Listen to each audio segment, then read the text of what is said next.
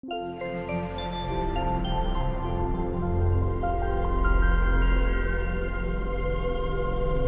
right, we are going to be talking about the first, let's call it the first wave of X-Men, the pre-Ten of Swords wave of X-Men. Dawn of X. This whole section, Dawn of X. Dawn of X. We're going to be talking about those. Give you guys kind of a primer, getting excited for Ten of Swords. Yes. So we're going to talk about the whole line over the next 2 weeks. We broke it up. I like the title, not swords, and then next week not so swords. Not so swords.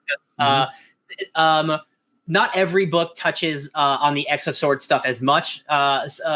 Even next week's books don't touch on it as much, but we did need to break them up. So we'll be talking about half the line this week. We're going to just go over a general plot synopsis and what's going on with all the characters, so you can jump into X of Swords if you want to, and I highly recommend it because you guys, like, it's going to be dope. You're going to want to read this book. Yeah, we'll just highlight some things. We're basically going to sum up everything that's happened in each title so far. Yeah, and we're going to go over every title because every title is involved in the crossover. Like, you're going to have to buy every single book, 1 or 2 issues of every book, which is the classic X-Men crossover style. So we're going to be talking about this week Marauders, Hellions, X-Factor, New Mutants, and Giant Size X-Men. All 5 of those one-shots. Oh, yeah. So let's get right into it. Where do you want to start? Gosh. Where do you think we should start? At the top of the list, Marauders.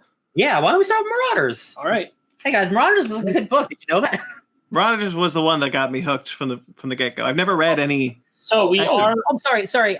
Maybe just like if you're not reading X-Men, quick primer. The X-Men now live on the mutant island of Krakoa, and they're a one nation. Yeah, everything we're talking about assumes you've read HoXPoX. Yeah, if you haven't read HoXPoX, you have to read this book. You have to read it. You have to read this book. You're not going to follow anything we're saying. And I did take notes for stuff relating to the X of Swords stuff in HoXPoX, but that will go on next week's episode because that's more X of Swords centric. Sure. So yeah. All right, so let's go with Marauders. This is my favorite of the line. Honestly, from week to week, it jumps because I like so many. But I think overall, Marauders is probably my favorite. I think it has probably the strongest characterization throughout the book and character evolution. Kitty Pryde. I wrote it down. Hold on. Kitty Pryde. I know. Kitty Pryde, also known as Shadowcat, also known as Ariel, Sprite, Star-Lord, now the Red Queen, Captain Kate Pryde. Talk about a character with evolution. She is Marvel's Nightwing. She has gone through so many evolutions. She is often the eyes of the universe. And now she's a junk captain because the door's locked. Krakoa won't let her in, and nobody knows why. And that's a big old bummer. Sebastian Shaw thinks it has something to do with her powers. Yes. Which also led him to believe, like, maybe you won't come back if you die. Stab. Yeah. So Sebastian Shaw, who you guys might know as Kevin Bacon, who's a nice Philadelphia man who likes to dress like a Victorian asshole. He doesn't like Kate Pryde because she's dope and she interferes and she just does the right thing. And he's a jerk and he's a gross businessman. He also like early on in the line, he wanted, I would die for Kate Pryde. Yeah. That's Katie. Yay. What's up? I think we got her in X-Men too, right? Yeah, we did. Yeah, we got her in X-Men. All her fault. Yeah, we would all die for Kate Pryde. Yeah. Shaw early on makes it clear that he wants to have the Red. He thinks Red King serve under him. He wants the majority control of the Hellfire. He wants it to be his recently resurrected son. Right, but I mean, even before we find out that it's his son, he's making clear to Emma that like he wants to select the Red King, and she's like, "Nah, I already picked it. It's a queen, baby." Yeah. When we reference Red Queen and King and stuff, the Quiet Council, like the government of Krakoa, they all have dope ass names, and they're all elected officials, and like they all pick their subordinates and all that stuff. And Emma Frost really likes Kate Pryde because Emma met Kate when she was a child, and Emma was a supervillain. I know everyone remembers here, but like if you didn't know, Emma Frost was a supervillain for a decade, and then she met Scott Summers, and then they had an affair, and that was all. But I don't know where I go from there. Shinobi, yeah, guys, do you know how Shinobi died? No. They showed one image of it with it looks like Kate's hand in his skull. Yes, so it's undetermined how that happened. but all signs lead to Shaw doing it because this wouldn't be the first time that he killed his son. Because he killed him before that time that he had. And his son wants to kill him too. And his son wants to kill him too. They have a contentious relationship. Contentious relationship, yeah. But he does want to bring his son in on the business, what you will. He's a billionaire, and he just wants more power, more money. So he'll kill anyone he gets in the way. So the Hellfire Trading Company on Krakoa transports the medicine. Yes, they transport medicine. They also, and another thing, one of the reasons why I love this series so much is that they also go and rescue mutants from nations. Well, that's not officially the Hellfire Company doing it. That's the Marauders doing it. That's just the Marauder. Exactly. Yeah. Almost, it's not like a secret, but it's just like, hey, man, the Marauder's doing its own thing. Like they're their own faction within the Hellfire. Yeah. Like they go and grab the mutants who are being held hostage in their own countries, essentially, who want to go to Krakoa but can't. Right. The mutant refugees, because all mutants are welcome on Krakoa. Mm-hmm. Yeah. Bishop, Lucas Bishop, who's a super cool guy from the future, alternate future. He's investigating this place that has some very serious anti-mutant like propaganda going on. He was investigating a person named Mrs. Zhao. Yeah. Who was claiming that her husband had been abducted by mutants. Yeah. Really what had happened is that she locked up her husband and hidden him away in her home under armed guard because he loved mutants and she wanted to create a reason to stir up the hate for mutants. Yeah, he joined like a cult, like a mutant-loving cult. So she did the opposite, basically. Yes, and Kate and Bishop pull him out and very publicly reveal him and where he was and disgrace Zhao. So Zhao goes to the Hellfire Club, the old Hellfire Club. From Wolverine and the X-Men. Yeah. The classic Jason Aaron villains that he created. You got Kate Kilgore and like Frankenstein Jr., and that little jerk blonde girl. It's so cool seeing them return because they're just the worst. Yeah. Oh man. Yeah. What was the in this one also has, I think my favorite way they did so in all the X-Men books there are inserts of like text pages or graphs or things like that just to enhance the story. Marauders has some of my favorite early on when it's just emails from the desk of X. Yeah. Of this person, like, I mean, I've been told to spy on the X-Men, but I really don't know what I'm doing here, and I just don't think I really want to spy on the X-Men. Like, just months of just this person, like, hey, the X-Men did this. I agree with them. Sorry if it's my personal opinion. We don't get a reveal who that person is until issue 11. Right. Yeah. That is such a long reveal. And I'm like, oh my god, I've been reading her novels for not her page of dialogue for months. It was so good. Every X book does this. Man, there's so much stuff. There's Yellow Jacket who's sneaking inside of Pyro's body. Yeah, he gets inserted into Pyro's body thanks to help from Donald Pierce. Yeah, who is one of the absolute worst people. Like he turns into a cyborg, and he's killed almost as many mutants as anyone. Like he's the worst. Who's now the ambassador? And they catch on to Yellow Jacket being there. Oh man, it's so gross. Telepathically, so they set up an illusion where he thinks that he's in Pyro, and Pyro is going off on a crazy fun adventure ride with Jean, and he's just enjoying it. And then he sees a glitch, and he's like, "Oh shit, I'm burned!" And so he enlarges out of Pyro, which I thought was nuts when I saw it. And I'm like, I mean, I guess because everyone could be resurrected, so go hard. Yeah. And then it turns out that was still the illusion being created by Hughes, that he believes he escapes into international waters, and it was like illusion to top of illusion. Because even when I remember reading that issue, and when he's like, "Shit, I'm burning," he bursts out Pyro. I'm like, "No, not Pyro!" And then it's like, "What?" Yeah. That's one thing again about the X line is like almost every book, lots of people die. Yeah. Because it's not a big story thing anymore. Like if someone needs to die, like to show something bad happening, like it's not a problem. It's more just like a bad fight than anything. Which it feels more like the way it is in comics in general, which is like you're not convinced that person's dead, but it feels more engaging in a way because it's not no one really dies in comics. It's like, well, no one really dies in X-Men stuff, but it's always complicated to like work around to their return. And there are always multiple references of like, no matter how many times you die, it still hurts to see it happen. It's traumatic. Like it's still traumatic to watch somebody get hurt. Right? When we get to Giant Size, we'll talk about how Storm talks about it. Yeah. But oh darn it, I lost it. You lost the thought? I did. That's okay. You go.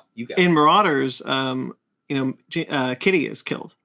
Kate is killed, and we think so is Lockjaw. Yeah, he gets netted.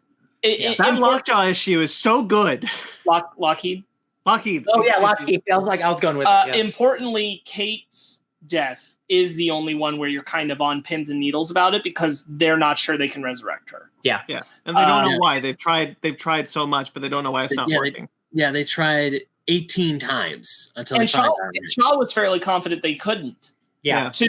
That's part of it. He would have murdered her unless. So when you're reading it the first time, her death feels much more than the others that you've seen up to that point. It's like, Kate, and shit. So Emma Frost has a brother, Christian, who's dating Iceman, Bobby Drake. He has his own cool ship, which we learn later is a UFO. And they say multiple times in an issue, it's a story for another time. So get ready for like a one shot or like annual or something about that. But just seeing like a UFO capture a bunch of dudes, brain wipe them, launch them back down. I'm like, man, this is some goofy shit. I love it. One of my favorite things about Pyro, I remembered my thought earlier. One of my favorite things about Pyro is that he's like, we're a resurrected body. I'm going to get a face tattoo. Get some. Get some. And he gets a skull tattooed on his face. Yeah, Pyro's funny. So he's not part of the team, but he wakes up or he falls asleep drunk on their yacht. So then he becomes part of the team by waking up on it, and he gets basically enlisted. That dude dies a lot. It's really he has that moment where he goes with Emma to threaten the Hellfire Club after the Yellow Jacket incident, and he says that you humiliated me in front of my friends. I don't have a lot of friends. Oh, it's true. Pyro's really connected with the Marauder crew. Oh, there's some old school X-Men villains, the Hate Monger and Executioner. Yeah. Those are just like straight those racist white dudes. They're awful. This Marauder with a name like Hate Monger. How could they? Yeah, he's a bundle of joy. This is kid like the most not like I don't think the most fun book, but consistently the most enjoyable book. So hold on, I gotta find my. Not much X of Swords crossover in this one. When Callisto shows up. Callisto's so cool, and Jumbo Carnation, he's a mutant. His mutant ability is being a dope fashion designer. Yes, that's exactly what I wanted to highlight. Fashion sense. So his whole interaction with her is fantastic. He has this whole thing where he's made this beautiful coat, and she cuts off the sleeves, and he just goes, "Oh my God, I won't deserve credit for this," and he's so great. And they have this great exchange about just like. Her really appreciating it's so good. I love that guy so much. Jumbo Carnation, Grant Morrison creation, I believe. Yeah. It rhymes. Yeah, Callisto is cool because she lost her eye having a knife fight with Storm. So that's why there's a scene where Callisto throws a knife fight when she first sees Storm, and Storm catches it. And Pyro says, "Oh, holy shit, you guys just throw knives at each other? No wonder the Brotherhood of Mutants lost." Because that's just like, yo, what's up? Storm's really cool. She gets her own giant size. She's so cool. Yeah, man. No, I want to say a huge takeaway from the Marauders is definitely Storm and Emma Frost. Oh yeah.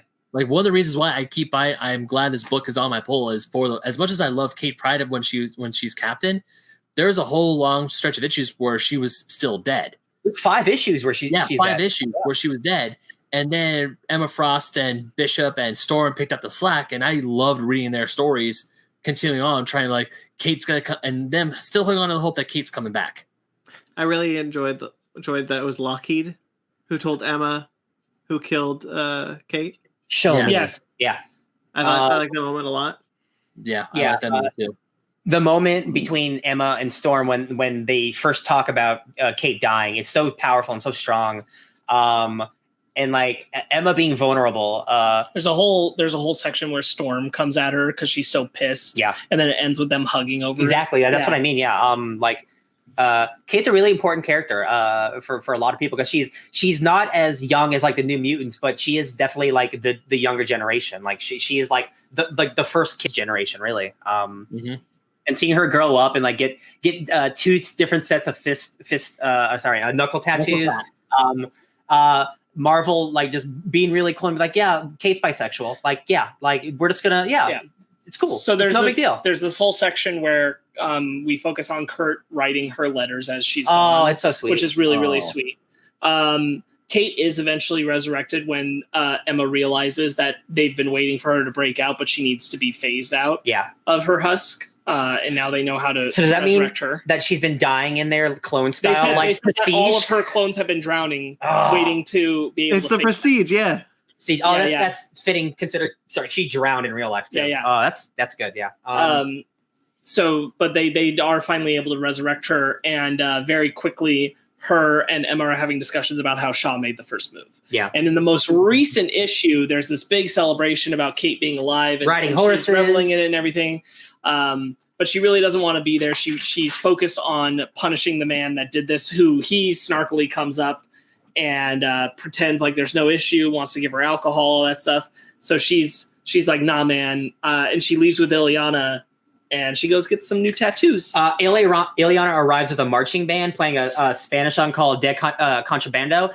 I'm white. A mariachi band. A mariachi band. Sorry, what did I say? You said marching band. Marching band, mariachi band. Sorry, De Contrabando, and that song is all about being lovey-dovey and making love and stuff. And that's the ship is Ileana. She tackles her to the ground. Tackles her to the ground. Yeah. Also, Rachel, like they have a sweet moment. Like just like lots of real. We know from New Mutants, Ileana will make out with her quick. Oh yeah, absolutely. Make out with any lady. We know on Krakoa, Kate can date both. Exactly. It's all, hey man, everything's open. Yeah. How many wives does Scott have? 4? Including Wolverine? 4, yeah. But I know that the scene I really wanted to talk about was the scene where she shows up with Ileana in a different scene because she's like, hey, I need to bounce and I need food. And then she's like eating a cheeseburger. She has her coat back on. Then she goes to a tattoo shop and convinces the tattoo artist to stay longer. And they're like, and I love the scene with the tattoo artist because the tattoo artist is asking Kate, it's like, the tattoos are also a woman. I think that's another thing because she's doing her new knuckle tattoo. She's like, normally I don't ask, but this is exception. Why this? And she's like, this is the name of the man who hurt me.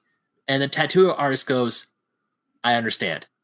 Like she completely gets it. Like say no more. I'm like, ooh, that's good shit. Yeah. I will say, the bummer about that is nothing with the story, but the cover for 12 is the reveal of the kill Shaw. Yeah. I really wish that would have been saved for the final page of the comic. Because to see what these new tattoos would be, and like, because that would have been a reveal for us and to Shaw and everyone. But like, oh, I know what tattoo she's getting. I think it's a great cover too. I just wish it would have been for like 13 or 12. There's an interesting visual parallel happening between Callisto and Kate. Mm-hmm. I wonder where that's going in the comic because like on the covers when Callisto first comes in is the issue right after Kate's died. Yeah, and she's doing the same pose with her knuckles up. Yeah, Callisto was the leader of the Morlocks. Yeah.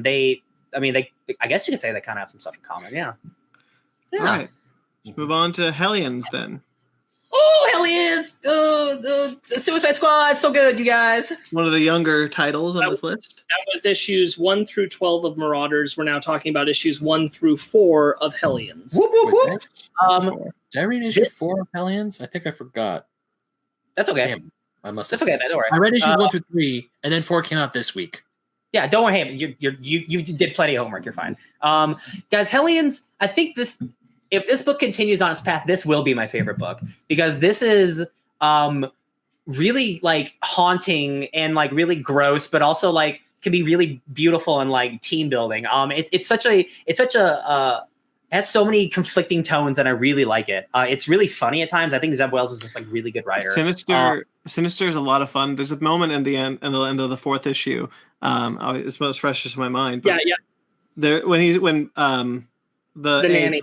The nanny, she's like, I'll kill you or something, and I haven't even known about it. No, it's that. I wonder how many of your children you've let die, and how many are still out there. And he's like, why would you wonder that? And she's like, I want to know how many I'd orphan when I kill you. Yeah. And it's just a panel. He's like, I didn't like that. I didn't like that. You would not enjoy that. That's dark. That reference, yeah, because Nanny and Orphan Maker, like she parents someone who kills people and makes orphans. Like that's their thing. It's messed up. I wrote down. Where did I write down? Orphan Maker is evil Alphonse Elric.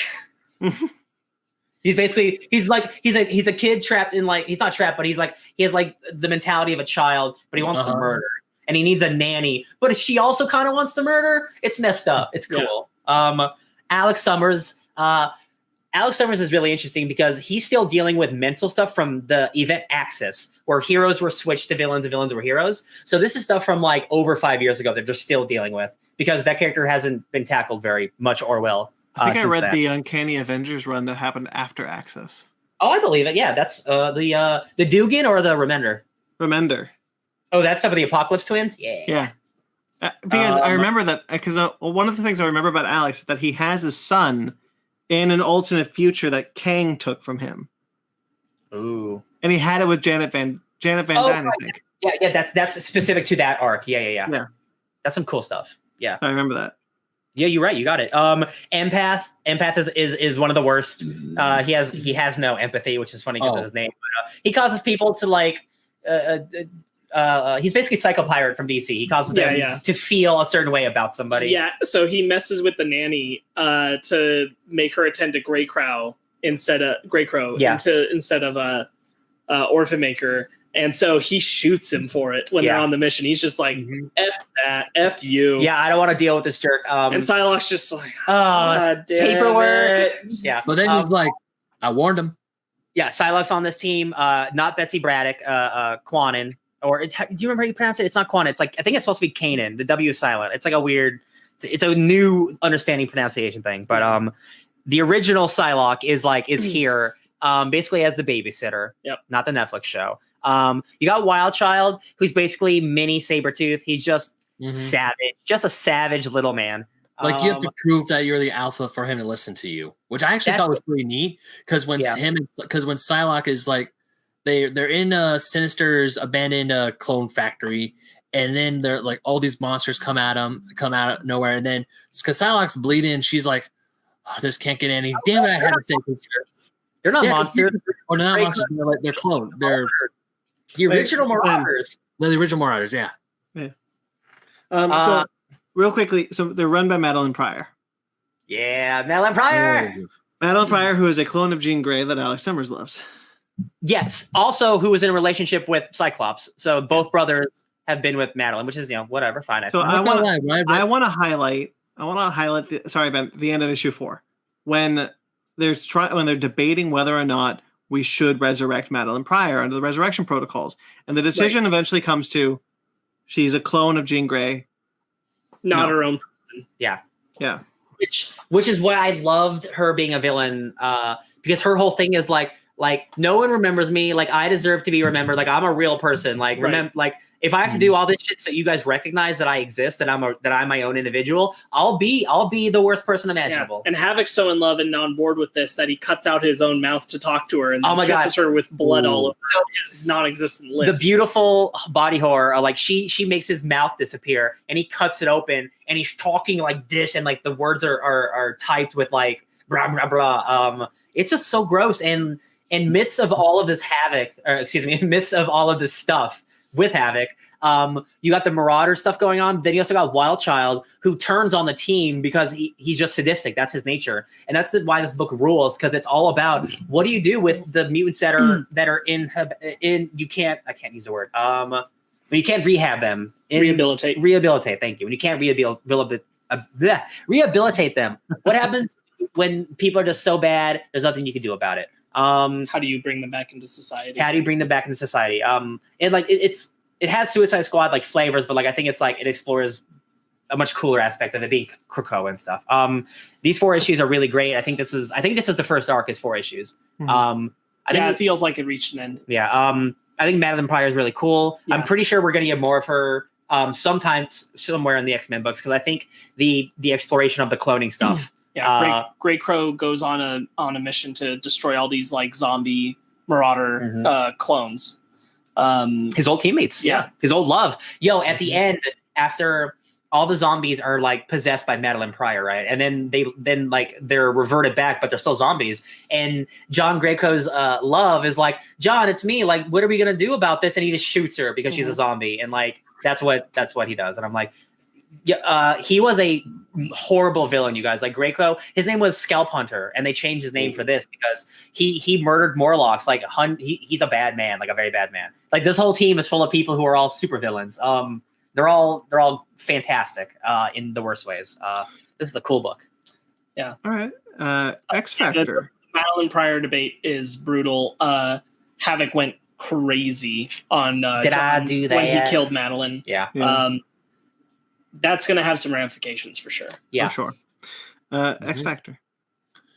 I really enjoyed X Factor quite a bit, and luckily there's not a few issues out, so I can probably be able to get the back issues pretty easily. But I had fun. It was like a really neat detective story, especially when North Star is trying to find out what happened to his sister. I really dug it.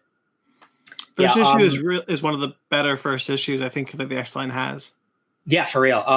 It's very direct, very quick, well paced. I do think that it's benefited by already being in the world of Krakoa. I think if you like went in cold, like you read HoXPoX and then you went straight to X Factor issue 1, I think you'd be a little thrown. Mm-hmm. But I think if you're steeped enough, it lands really well. I think that's why it is like a second wave book, because it's a perfect. It has to be. Yeah. Catherine Root says X Factor is my favorite right now. Yeah, for real. Like depending on the week, it's also my favorite. Like I think in terms of like character personality, this probably is the best one. Like I think Leah Williams every character feels so distinct and so fun. Like every character is kind of funny, but they still feel like who they are. Like North Star is an asshole. He's a French asshole, and he reads like an asshole. Like he's so demanding, and he just like zooms around and like because he's just zips in on the 5 and he's like, my sister's dead. He's like, I sense it. Fix it. Hey man, there's like a line. There's like 1,000 people in front of you, and he's like, and he zips away. Go get proof, and that's the whole impetus for forming this team to investigate missing persons and those attacked and killed. He goes to a bar to talk to the bartender. He's like, I need answers. And then Polaris is there, and Polaris is like, I'll help you. And then Dawkins junk on the floor, and he's like, I'll help you. And he's like, we don't want your help. And then they're like, is there anyone else? And then there's Boy putting googly eyes on his shoes, and everyone's like, no, that's it. We don't need anyone else. And then of course they get put onto the team. This is a really wacky team. Awesome Baby. Amazing the werewolf Baby. From Amazing Baby. Oh my god. The werewolf from the Excalibur. From Excalibur, that's right. Yeah, Amazing Baby. You have to poop. It feels like this is just like the most human book, where it actually feels like this is what people do on a day to day, especially like with Aurora and Kyle. Just like watching the stuff happening in Mojoverse, they're just like, oh yeah, they're just watching TV with their dog. It's so much fun. The Mojoverse stuff is such a true realization of what the Mojoverse is, while also expanding on it by being about streaming. Right. Which is very obviously 21st century and modern. The whole thing about them being like streaming kings and like they need ratings, and there's like a paywall to find out what mutant was killed and like all that gross stuff. And like mutants get the best ratings, so that's why they keep kidnapping them and stuff. It's really gross, but also like true to what that whole thing is. It's about race. Of all flirting.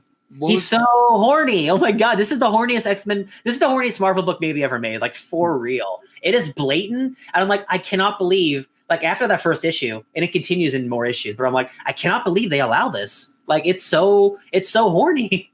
Yeah, like the X-Men after HoXPoX, the X-Men have become pretty horny in general. Yeah. But X Factor is like Dawkins. Like, so you want to have sex?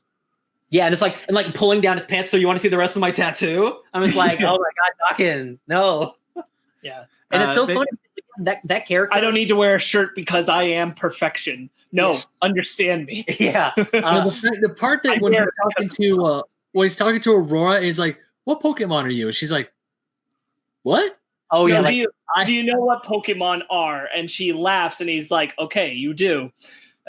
I am a perfect evolution. Yeah. Essentially. That's a character who, like a couple years ago, was like being drowned by his dad Wolverine in like Uncanny X-Force. And like that's like the darkest, deepest shit you can get. And then it's just so funny to see like now he lives at the Boneyard and he's just half naked. And Lorna working with Krakoa to create the Boneyard was such a sweet, cool moment. Yeah. Where she comes to Krakoa and asks to work together on it. Yeah. That was awesome. X Factor was the book that when it was first announced, I immediately was like, I'm pulling this. Because the premise of just like, okay, well, who do we decide to resurrect? We got to make sure they're dead first. Yeah. You know, just like the detective series of being like, well, let's figure out who's alive and who's dead. And if people need help, we'll help them. I like that. I think it's a great plot. Yeah, there's like, again, with like the clone situation, or like if somebody like the multiple man, Jamie Madrox, he makes duplicates of himself. So you have to make sure all those duplicates are dead. I guarantee you that's a story probably coming up. Like that dude's had duplicate stories for decades.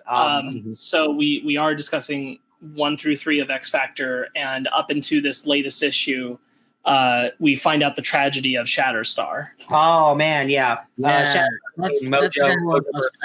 classic. No, I actually did read issue 4 of X Factor, but once we got to Shatterstar, or issue 3 of X Factor, and then I'm glad once we got to Shatterstar, I also am glad I have this next to me, which is necessary tool. Yeah, so I could decipher Krakoan. And I have a picture. Like, I have a picture on my phone that I can easily just be like, "Here we go." Yeah. Okay. Yeah, because this is good. It's helping me because I'm pretty sure, like Brandon, I will eventually learn to sight read Krakoan. I'm getting there. Yeah, I got the easy letters. I'd say I've got like 60%.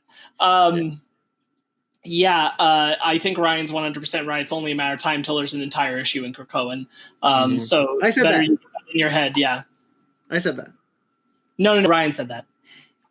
Yeah, like especially when Shatterstar, when they I'm sure he probably did. He did say but like, the reason why I brought up the I'm just gonna call it the codex, the translation for Krakoan is because they asked Shatterstar, "Can you speak freely?" And he, if I remember correctly, he says no in Krakoan. He says no. Yeah, he does, which is really cool. It's the use of Krakoan where it's like something they can't decipher in the Mojoverse directly. You can get away with a one word like that. Mm-hmm.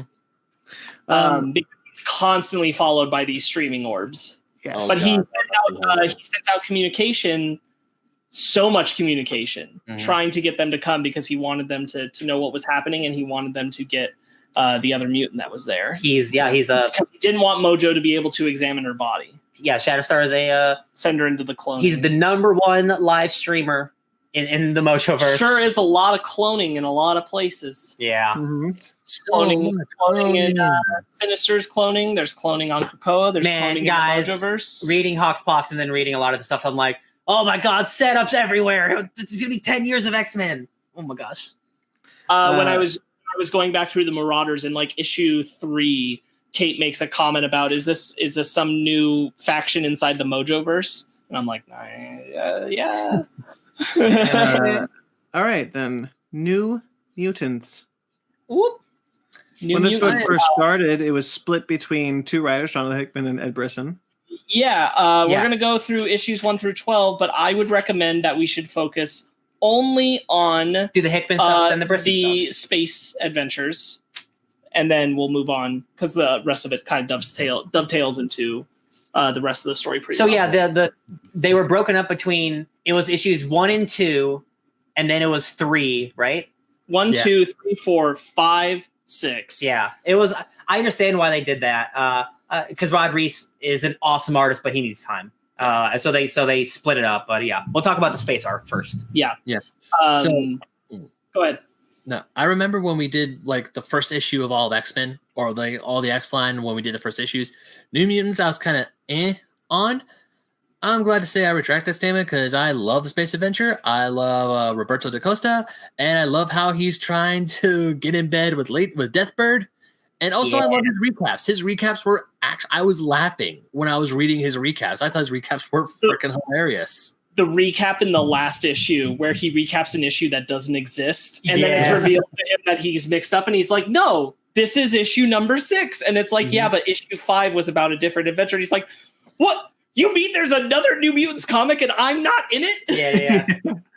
And also, I think I know who my favorite New Mutant is. It's Ileana, Magic. Well, she is a fan favorite. She is just. Will you make out with me? Ileana? Yeah. Just ridiculous. Like, she's just a ridiculous character in all the best ways. She loves coffee. She'll kill you if you touch it. Don't touch it. She'll make out with you, then kill you. Like, she's just a walking wild card. No, because when I started reading, really getting into X-Men, I picked up Empire X-Men, and she shows up and kicks some ass. I'm like, I was starting to like her. And then I'm starting to read a whole lot more New Mutants. I'm like, no, I really like Magic. I really like Ileana. And also that scene where she's like, will you make out with me? No. Will you make out with me? No. You? Yeah, I kind of do, but I'm working. Okay, because it was either fight or either one, and you chose poorly. BT dubs, are any human? No? Perfect.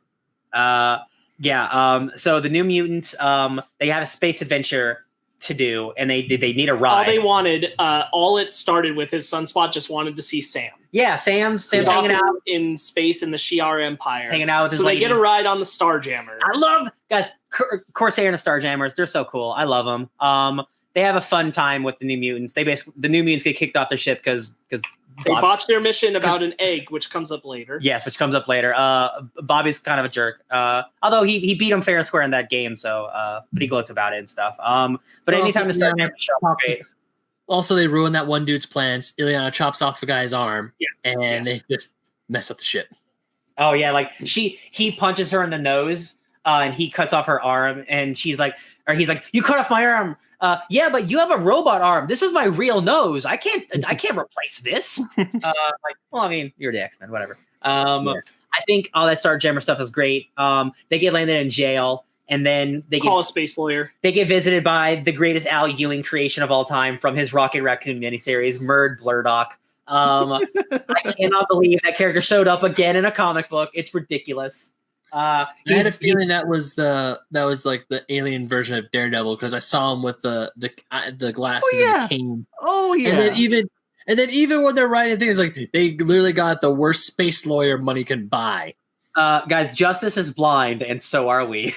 That's his phrase. I love it. When he finally gets released from jail, the whole New Mutants, because Sam Cannonball comes and visits. Oh, hi Luna. Luna's coming up now. Sorry. Sam comes and visits with Super Guardian, and they break him out of jail, or they get him out of jail. And Bobby is like, "Wait a minute, why do you look?" Because his wife works for the Imperial Guard. Yeah, because Super Guardian works for the cops or whatever. So Bobby's mad because Sam isn't more disheveled because he's been gone. Because Bobby's ego is so high, he thinks that anytime his best friend leaves him, he's going to be a depressed, gross state.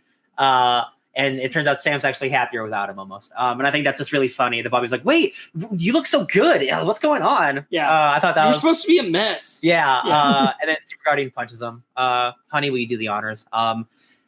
Hickman's favorite mutants, if you guys don't know, are Bobby and Sam. The very first thing he ever wrote at Marvel was like a mini comic about Bobby and Sam, like 15 years ago.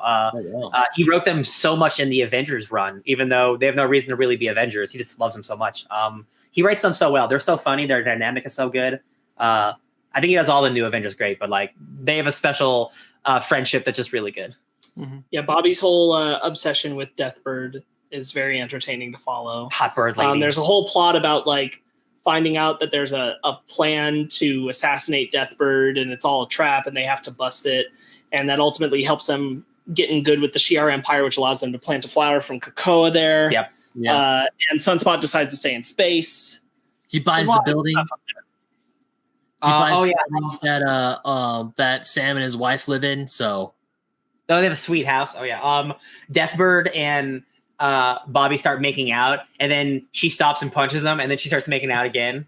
That's just fun. But then the next panel the next panel is like her interrupting and is like, "Yeah, that didn't happen." He's like, "Okay, fine, 1 kiss, 2 punches, but let me tell the story my way, please." Yeah, right. He's a good storyteller. There's a whole section where they have a conversation with the sentient ball of gas they captured. Oh yeah. Oh god, that. And it's all like, "No, I won't talk." And it's like, "Okay, man, but I mean, like, I could just, turn you into a liquid. And if I go even further, I could turn you into a solid." He's like, no, I'll talk. It's wacky space. There's good humor and everything in this. Some of my standouts, besides Ileana and Sunspot, are Mondo and Chamber. Armor comes up later. Yeah. Oh yeah, Armor to talk about, but Mondo is awesome. Yeah. I love Mondo. So then the Ed Brisson stuff. Yes. Armor is concerned because their friends Angel and Beak have not shown up to Krakoa, and so they go looking for them in Nebraska. So Beak has not showed up in the movies, but Angel, aka Pixie, showed up. She's an X-Men First Class. She's she's Zoe Kravitz who spits acid. Yeah. Still think that looks stupid. Beak is a Grant Morrison, Chris Burnham character. Yeah, he is, and he's still as ugly as ever. Yeah. Oh, I love it. Yeah, so they go. Like it's cute. They're cute. Like They they're go- drawn in a very sweet way. Yeah, Real yeah. quick, like art all across everything we're talking about, fantastic. The artist for the Briss and stuff is like Not just like yes, the not just Flaviana. mutants, but like every single title. Specifically, Art's fantastic, but yes. The second arc with the Nightmare stuff, it's insane. Insane. I can't like. I was like, oh man. Again, that's why I'm kind of bummed it's ending with that stuff. But beautiful art. Yeah.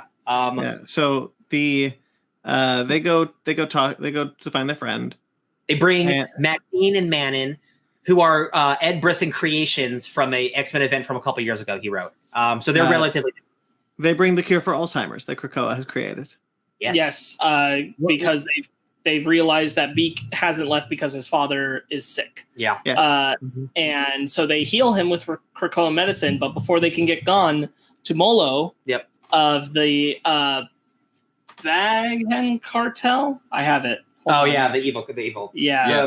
The they show up and they take everyone hostage because they want Krakoan medicine. Super tattooed man. Yeah, and he gives like a speech about how like Tumolo's pretty cool. Yeah. Bohem cartel. Yeah. Like hey, like we live like my country's super poor and no one helps us.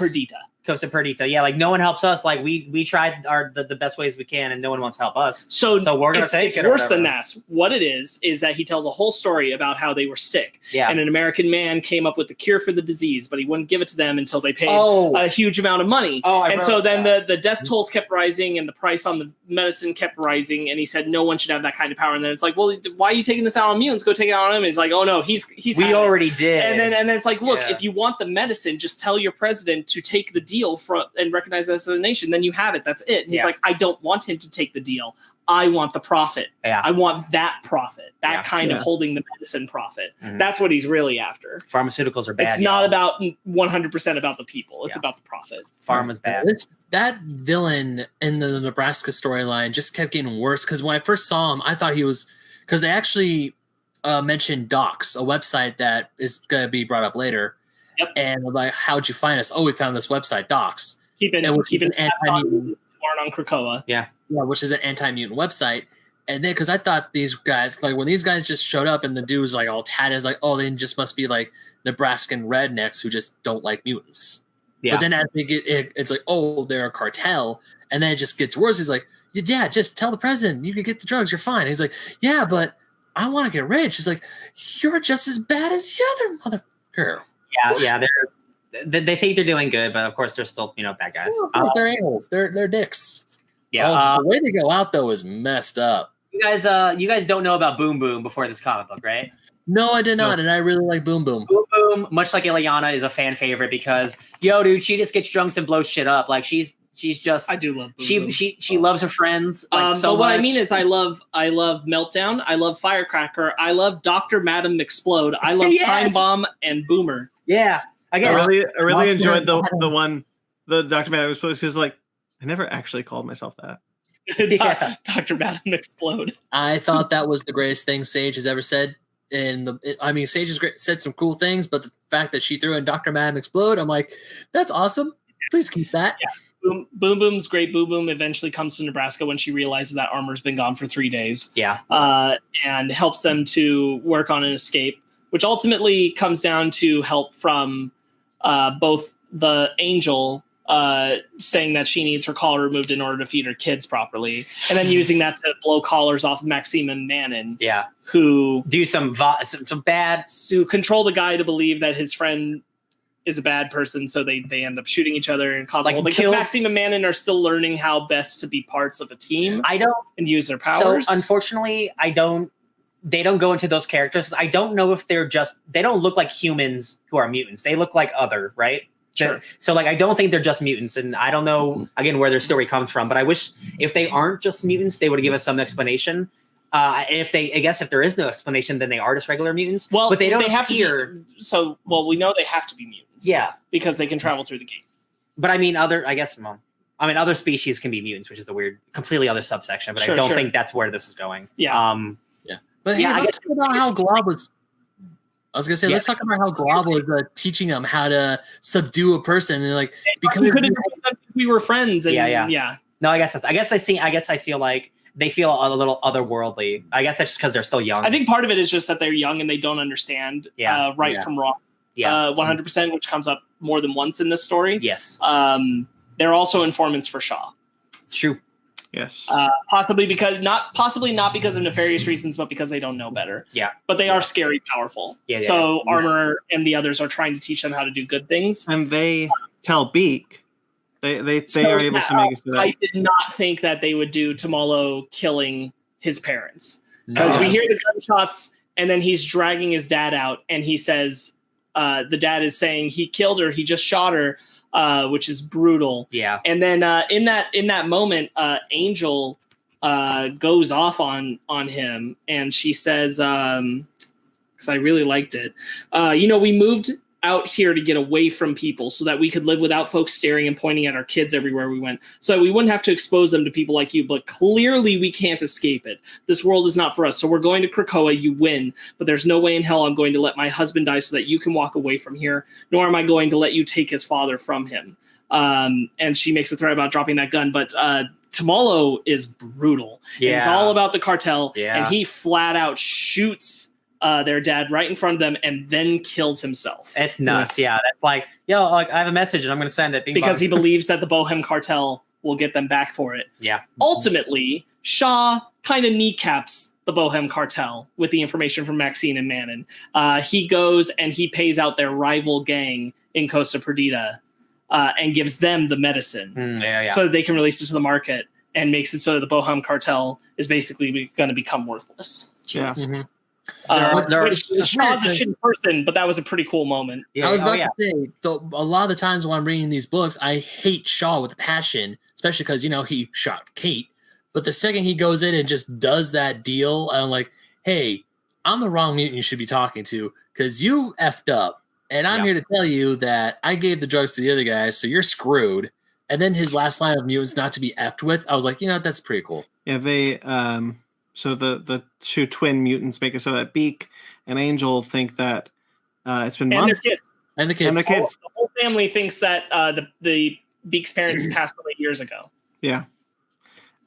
Which brings up some questionable moral problems. You can't. Armor and Glob go directly to them, knowing that they did it, and they explain, you can't just mess with mutants' memories. That's not right. And Maxine and Manon feel bad about it, and they offer to change the memories back. But Armor ultimately decides that the damage is done. They just need to know not to do it in the future. They gotta leave it as it is. And they do seem like they're sorry. Oh yeah. I do not think that they are necessarily directly nefarious. I think they're very powerful and they're young. They're very young and they don't know what to do. Yeah. I wonder if they came from a villain or something from the last event. So their morals are a little more askew than regular kids. Potentially. Yeah. Hey guys, how do you feel about Rome? Do you Nova Roma, the new Roman Empire in the middle of it. Okay, so I kind of dig it, and then hell yeah, baby! I really like it. I think that's kind of cool. Just it's ancient Rome in the middle of the Amazon rainforest. Just you got the land, right? Dinosaurs in Antarctica. Bing bong. They're just chilling back there. I was like, you know what? I kind of dig it. I kind of like it a lot. This issue or this arc is about a nightmare girl who is literally manifesting dark shit around her. Yes. And there's just nothing anyone can do about it. So the X-Men or the New part of the New Mutants team gets sucked into the nightmare, so they need to retreat and recoup and get new people on board, which includes Wildside. Wildside, who is I don't know who it is. It looks like an old wild child, like a gross wild child, but it's just a fun character. He seems like a bitter old man or whatever. He's from the Mutant Liberation Front, so I don't know if that helps jog your memory. They're they're like the X-Men but super aggressive. Like, yo, we're mutants and we'll kill you if you mess with us. Why does it I feel that every time some team has the words liberation and front in their name, they're really messed up and aggressive? Yeah, because it's not the front liberation. Hmm? Not the front liberation. Not the what's that? Front liberation. He's making fun of the fact that the words are reversed. Oh, okay. No. All right, moving on. So the government in that area believes that the mutants, the nightmare thing is the mutants trying to do an attack, or at least that's what they want the press to believe. Yes. So they really want to show that, look, mutants are attacking us, and this is out of our control. Mm-hmm. Yeah. It's a Carnelian and is where it's also happening.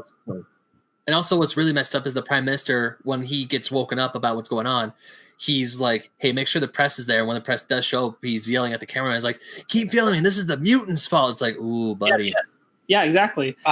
Armor sees her dead parents. Yeah, she uses her powers to get the team inside because they have to get to the girl to make her think something positive. So think about good dreams. Armor's they get cool. affected by nightmares in there. Her name is very little. Like her powers, she manifests like this dope ass like anime almost looking armor thing over her. It's like nondescript, but it's just like a thing of armor. And she's able to use that to phase someone into there, almost like an armored Kitty Pryde in a cool way. I thought that was a cool use of her powers. I didn't know she could do that. I did too. But yeah, seeing her dead parents and being like I know it wasn't real, but they do a really good job of using team dynamic abilities in New Mutants. Yeah.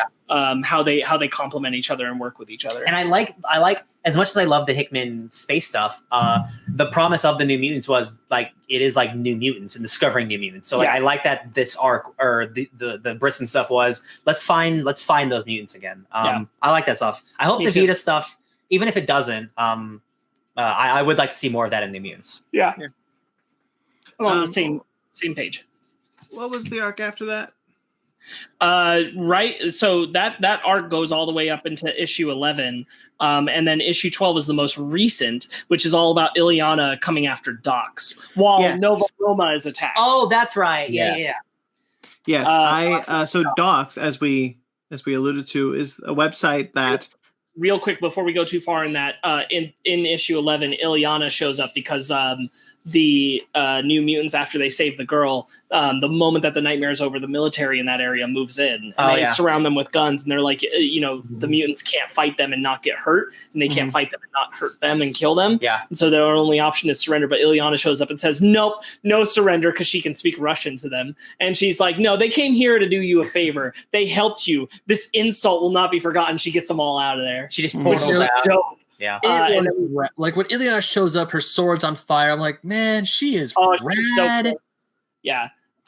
Armor is shown later to be really messed up. She's still carrying a lot of weight from seeing her parents. She's not ready to talk about it. She's going to carry that. There's also, I want to say it was issue 11 or either 11 or 10, where Illyana goes to the biome to like their habitat to talk to Glob, and she sees Glob, and Glob's is just making dinner. Yeah. Oh yeah, Latka. Yeah, which they give you a recipe for. That Glob is just a sweet boy. He's just a chick. So the last issue, so Docs, as I started to say, is a website that tells you where you can find mutants. Affiliate the portal. It tells you about them. It tells you when they're showing up, what they're doing. We even see an article page that tells you when mutants drop out of anywhere because they're keeping like immediate reports on every gate. And it's very funny and coincidental that like it's the dawn of X and it's called, and this website's Docs, but like it's what it's called. Doxing someone is giving someone's public information for harm. That's what it exists now. It happens all the time. So Illyana goes to shut him down. Hell yeah, a bunch of old white dudes. Yeah, and Illyana's like information, and like as they're coming up, he sees them and he's like, the moment they get in here, everyone start recording. Yeah. Illyana's not having any of it. I love it. Yeah, they're pissed off. No, I love when. Go ahead. No, like when she bursts in there and she puts on the computer and she's like, hey, this person was killed because of your website. A guy follows your site, got their information, like all the people who like were killed or beaten or disabled. And when Glob just goes off on the main guy, and like because we know that if a mutant commits the crime of murder of human, he even tells this dude is like, I don't care if I will spend the rest of my life in a dark pit. It'll be worth it because I'll be reviewed. Yeah. And this is the first time, real quick, but this is the first time Glob has ever, he's known to be like the sweet child or like the innocent one. Like this is the first time as a character he's ever done this. So like there was a nice moment of like on Twitter of like Glob fans going like, our boy finally stood up for himself. Oh my gosh. It's so sweet. Yeah. And it's just nice to see a character like this, like do what you're saying basically. Yeah, I want to say even Boom Boom was like, wow, didn't expect to reel in Glob it and we have to reel Glob in. Illyana's like, right. When we reel in, I really like it. It's a good, and he has a nice talk later about like, that's so mad. mad. Like I didn't think great. I would end up like my dad, but like I saw it in me, and it's like I realized it's a cycle that I have to change, and I'm gonna be better. Right. And I'm like, hell yeah, that's like good for X-Men. It's good for just everybody. It's a cycle he knows he's been working on this whole time, and all that kind of stuff. And Ileana even lets him know that, like, you didn't kill him, and it's okay to let that out. You can't keep that inside. It's okay to be mad. To express it. Yeah. It's okay to be mad about these kind of things. These are things worthy of anger. Yeah. Those 3 pages turned me into a hardcore Glob fan. Oh yeah. Those pages, not him yelling at the dude, just him sitting with his chickens. Ileana shows up, and he finally just lets it all out and tells Ileana everything, his backstory, how he felt when he first got to the school, and now how happy he is on Krakoa, saying that there's a space for him where no one hates his guts just for him being who he is. It's like, I don't know why or how, but I connected to that shit, and I thought it was awesome. Glovitz, he's a lot of us. Like he's a nice dude. Like he doesn't want confrontation. No. He looks scary, but he's the opposite of that. He's a teddy bear. He's a big teddy bear. To make you food. Yeah. And that recipe actually looks pretty damn good. If I do say so myself.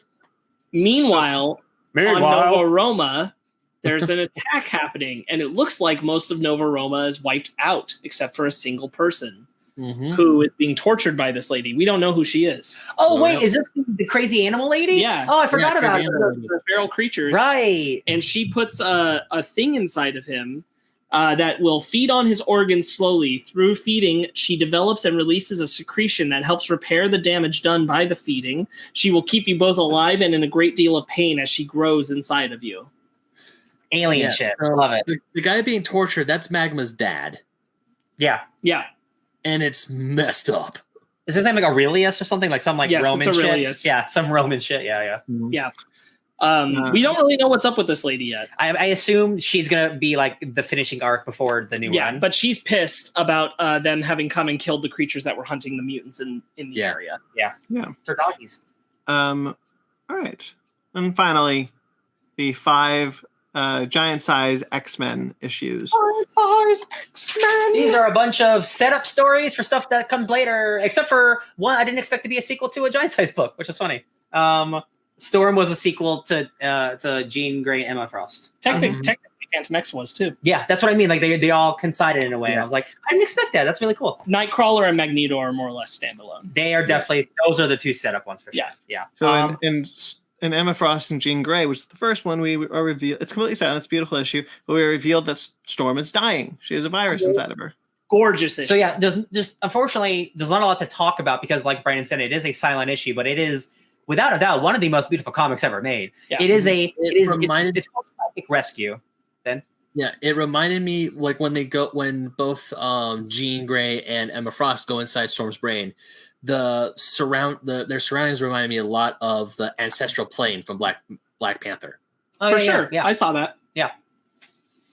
That is a beautiful issue. That's all about them learning what's wrong with Storm. Yeah. And it's that she has a technovirus that's going to kill her in 30 days.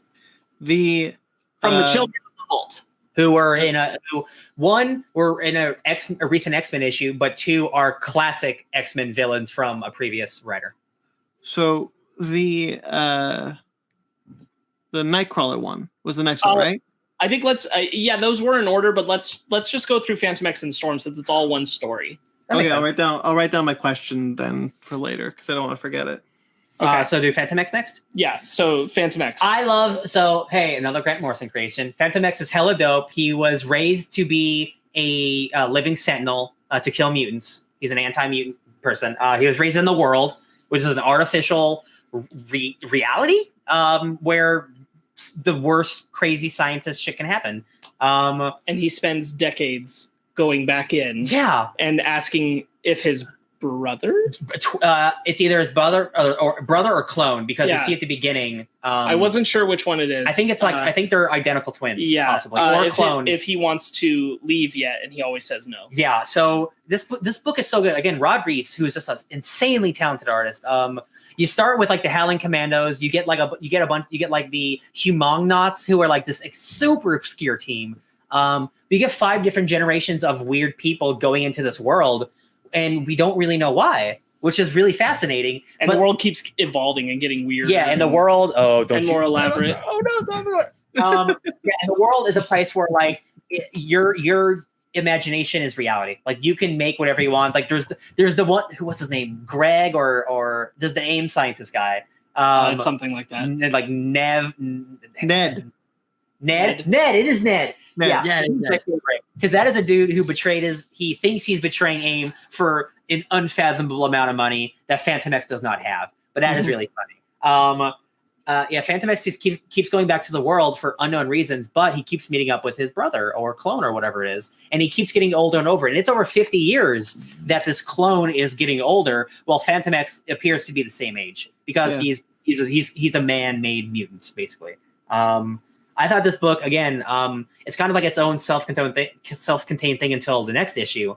But all this stuff is super heavy in Remender's Uncanny X-Force, which is my favorite X-Men story. Yeah, I'm sure it's not going to remain self-contained. I think this is set up for something next. Oh, 100%. Yeah, the world stuff. Oh, and I texted you stuff about this issue. What was that all about? Cypher. So Cypher is talking to something that's in the world. Some type of... And this happens in Storm's issue. This happens in I'm sorry, it does happen. Sorry, it's all it's all wrapping up. Yeah. In the Storm issue, but the one that came out just this last week. Yeah, that's crazy. I'm like, I gotta find to read this. I'm like, oh wait, I just bought this. That's funny. Sorry, let's stick with good thing because Storm is the only one I bought. I haven't bought the other ones. They're all good. I bought the Alex Ross variant because that was just a beautiful cover. Phantom X one ends with a new team, mostly X-Men, are going like, it's time to go back to the world for like the 5th time or whatever, which is very cool. Yeah.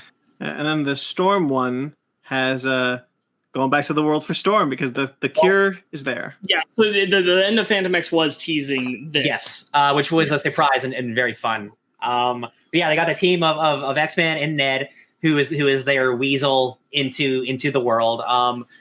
The brother shows up again, and Phantom X is like, "Hey, do you want to leave?" He's jacked. He's got this cool suit of armor. He's got a dope ass, crazy suit of armor. We see Cypher using his warlock suit. Oh my god, I definitely wrote that down somewhere. Warlock battle suit rules. Okay, so that's my that was my question. What's the deal with Warlock? He is his own mutant. So he's not a mutant. He's a member of the techno-organic race of aliens. He's a classic 80s New Mutants character. So if you, I think it was in this issue, somebody said, "Oh, it's a secret. Don't let anyone know." Correct? Was it this issue? That's Somebody a Nightcrawler. That's a Nightcrawler. Nightcrawler. It's the same thing though. Warlock was supposed to be dead. He's been dead up until this point. If you read HoXPoX, there's a hint that he is still alive. Because in issue 4 of HoXPoX, I forget which one, when Xavier is first on Krakoa with Cypher leaves behind some of the Warlock juices on some plants, and the plants turn technological. And that's something that's big setup for later. This Warlock stuff is set up for later. Warlock's supposed to be dead, but he wears them as an arm. Cypher. He is BFF with Cypher. Yeah, and he wears them as an arm. But as far as the people know, that's just Cypher. So it's a big deal that this Warlock armor exists, and he's like, it's just out in the open. I'm like, oh man, we're just doing it, aren't we? We're just really out in the public. But it's the world, so it's not the public. But like, why does he not want to let people know he's alive? I don't know. Because Warlock is part of the techno-organic thing that's in the future stuff of HoXPoX, of that thing that's trying to annihilate all of humanity. And that's their whole goal is consumption of all life in the universe, basically, be one collective. So if the X-Men know that Warlock's alive, that thing's there, that could be a problem. Mm-hmm.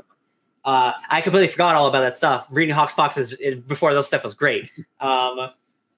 This Phantom X Storm stuff is really cool. Storm has a really powerful moment where she's talking about it's her whole speech about like why a lot of people would ask why would I care? I could just be resurrected. Oh, right. Why fight for this life? Life is about death. Life's about living. Life is about the living and what you fight for. You are who you fight for. Yeah. And I thought that was just really cool because it easily can be. We were talking about resurrection stuff earlier. Yeah. Easily can be just like, well, yeah, you could just be resurrected back. And she's like, no, but I don't want to just accept it. I don't want to just accept dying. Exactly. Yeah. I think another portion of that is like in that same mentality, if you rely on the resurrection so much, you're going to get lazy about other things. Yeah. You're going to lose your sense of drive, your sense of self, and how to protect the people you love, how to They'll protect become yourself. a crutch. Yeah, exactly. The AIM Ned, basically, he's the one who kind of saves Storm's life with this virus that's from the world. And then he contains it because it'll break out. Yeah, and which then he was prepared for. And then we get to the moment you're talking about. With Cypher. There's some orb that is sending some kind of signal to Cypher, and Cypher can read any language of any kind, technological. It's the virus. It's the virus contained. It's a virus contained, yes. But the way that it was looked, I sent you guys a text of it in one of the data pages from HoXPoX. When those techno-organic stuff gets too big, it becomes like a Titan and a Dominion and blah, blah, blah. It didn't look exactly like that, but it looked enough like that where I wouldn't be surprised if that's the start of that assimilation of technology thing. Starting in there because Cypher's like, you shouldn't be here and you're very weird, but you seem kind of cool, so I'm gonna let you stay. And I'm like, that seems awful. That did not seem like a good thing he's talking to. He interpreted it that way, but I'm like, that's bad shit. That is bad shit. That's a bad idea. HoXPoX pre-game right there. Yeah, I don't even know if he interpreted it as a good thing. I think he's just got nothing to do about it now. Yeah, it's like, he's like because the real comment back is just like, yeah, I'll be seeing you too. Oh, that's true. Yeah, I'll be seeing you. That doesn't mean that he's accepting it as like, this is okay. No, you're right. Yeah. But yeah, just like, again, to see all this Hawks, like a lot more stuff in the second volume we'll talk about next week, but like seeing the kernels of everything we've talked about is really cool. I think that time stuff works differently in the world, right? Yes. So time and space stuff. Yeah. So that thing could grow faster there than it does in the normal world. Yeah, potentially. And that could get us to Nimrod quicker. Yes. Yeah. Which has been the whole point of like, that's like the whole point of this whole thing is like, we need to make sure that Nimrod is never created. Yeah. Right. And I think that this could inadvertently create Nimrod. And again, right now. Going from HoXPoX, like the whole thing was like, oh, it's not that like we win or lose. It's like, it's inevitable. Like the mutant loss is almost inevitable because like AI is going to advance no matter what. Technology is going to advance no matter what. But you can kill everyone who has something to do with it. It will still advance somehow if life finds a way. Right. And I just think that's fascinating. Yeah. These books specifically, like especially New Mutants, is going to be, I think, super heavy involved in like later events. Specifically because Warlock. Warlock is such a major deal. Him not being a secret. That's such a big thing. I don't know why. Yeah, and we see them in and then the Nightcrawler one shot. We see he's just kind of like, hey, don't tell anyone. Just don't tell anyone. I can't say why yet. The event hasn't been announced. Yeah. This is definitely this and Magneto. Yeah, they are very much one shots setups. The old X Mansion, which hasn't been used in a long time, has had some rumblings. So the X-Men go to investigate, and it's been taken over by an old school X-Men villain called the SIDR, the Cider. And they're basically a collective mind of bounty hunters. Like they're bounty hunters, but they're like little aliens. That's not really important to the story. It's that Nightcrawler seeing all these old dead people, and it's called the Haunted Mansion because of Lady Mastermind. Because Lady Mastermind was unfortunately the first person to investigate, and she got taken over by the bugs, and her powers manifested this to happen to send out a signal. It's a fine story. I don't think it's like super great, to be honest. I think it's good. The Alan Davis art's like, he's a classic. Like, I keep saying classic, but like it is classic stuff. Like Alan Davis is a classic '80s X-Men artist. Mm-hmm. So I think the book looks really nice, especially when Warlock shows up. Yeah, Nightcrawler is always really cool. Let's see what did I write here. Yeah, Lady Mastermind. The Cider are going to stay at the X-Mansion. They made a deal. So like, hey, you stay there and we won't bother you. So those aliens are going to show up. It's for some reason.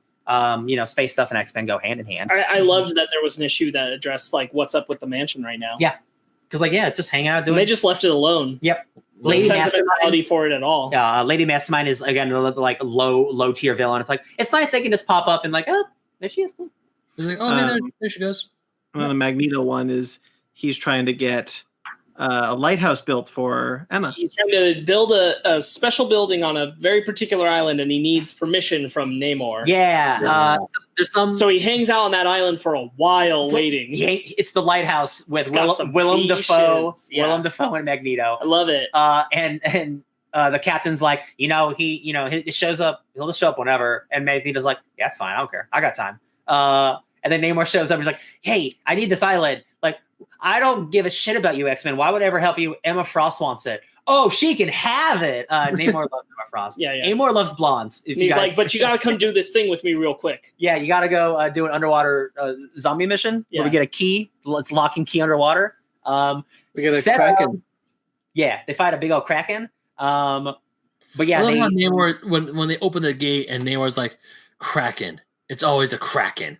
Yeah. Namor's like, Magneto, I think he even talks to him about, like, you can come to Krakoa. And he's like, why the shit would I want to go to Krakoa? I own the ocean, my man. And he's like, you don't have to invite me. I know I could go to Krakoa. Yeah. Namor is the Doctor Doom of the sea. He's the best. So they get a key to unlock some door that Namor wanted to open, but we don't know what it unlocks. So that's an event or something happening later on in X-Men for sure. Which is great. Emma Frost content. Oh, guys, Emma Frost killed a mutant named Bill the Lobster for that meal that they're talking about, because there's a mutant who's like an expert chef, and then Magneto goes to eat with Emma Frost. And the line specifically is like, yeah, like they sacrifice themselves for the perfect dish. And there's a lobster called Bill the Lobster who was in the original Fallen Angels comic book. And the editors were like, we're not saying it's not Bill the Lobster, but we're not saying it is. You guys killed Bill the Lobster for Emma Frost. That's so sick. I think that's wild. Time out. Yeah. I thought that was just a freaking lobster. No, bro. There's because you know how sometimes in the hunters after they get their kill, they go to their prey and say, I thank you because your death will give me life, or so so they don't feel so bad about themselves. I don't freaking know. I saw it a lot of time once, and some hunters do that. Specifically, with like their sacrifice is for the delicate meal or whatever, and I'm like, yeah, because I figured that he was just being a super I don't know, a really eccentric. That's the word I'm looking for. Yeah. Eccentric kind of chef is like, this lobster gave its life to feed you and give you this delicate, excellent meal. And even when they're like, "Whoa, this meal is delicious," I'm like, "Thank you." So now that I know it's Bill the freaking, I didn't know there was a meal called Bill the freaking Lobster. Zoom in. Here we go. There it is. That's Bill. That's Bill. That's Bill the Lobster. Listen, sometimes Inhumans get turned into dogs. Sometimes you get turned into a lobster. It sucks. Sorry, dog. Well, at least they can resurrect him. Although that's kind of messed up. It's like, you go to the 5. We need to resurrect Bill the Lobster. Why? I want to eat him again. He was compensated, I'm sure. All right. Yeah. There's obviously a lot more fantastic about these issues, but we just do not have the time to dive deep into all of this. We're also not going to be talking about Fantastic Four X-Men.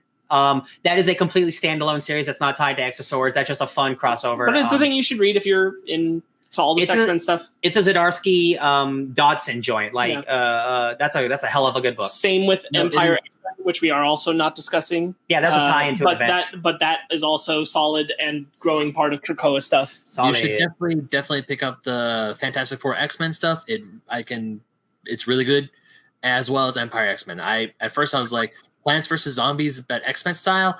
Then I started reading. I'm like, oh no, this is really McFrickin' good. McFrickin' good. Issue 4 of Empire X-Men is one of my favorite issues of all the stuff this year. It's so wholesome and fun. Yeah.